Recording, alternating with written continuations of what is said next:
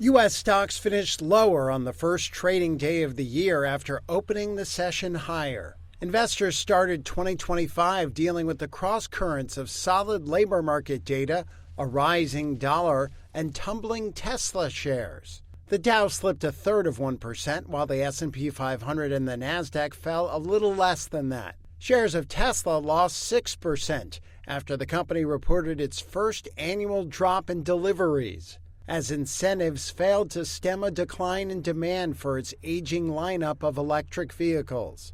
While a report from the Labor Department showed initial and continuing claims for unemployment benefits both fell last week. That supports the narrative of a solid jobs market and adds weight to the possibility that the Federal Reserve could let its key interest rates stand at this month's policy meeting.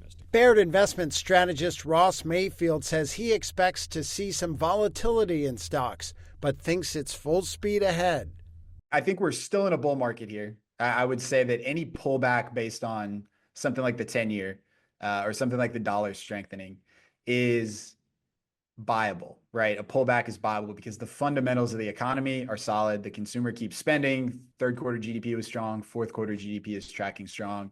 Initial jobless claims, have been forgotten, but they came in this morning extremely low. So you have a solid labor market, a strong consumer. You also have corporate profits expected to rise double-digit percentage points, and not just the Magnificent Seven, but the other 493 as well. So you have this really solid fundamental backdrop. Other stocks on the move included Apple, which dropped about 2.5% after the iPhone maker offered rare discounts in China in order to compete against domestic rivals.